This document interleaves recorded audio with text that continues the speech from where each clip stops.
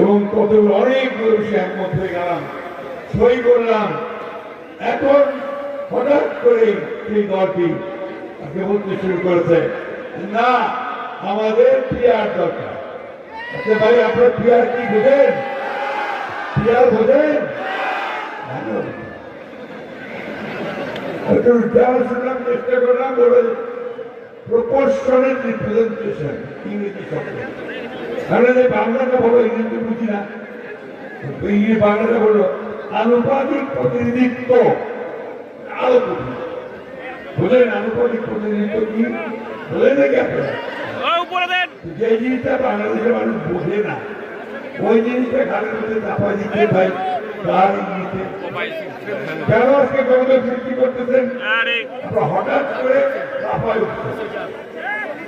লাফায় উঠছেন যে খবর পেয়ে যাবে। এই দেশের মানুষ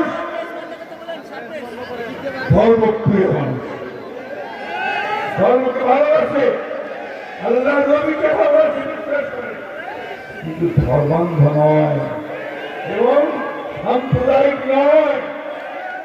আজকে এই কথাগুলো মনে রেখে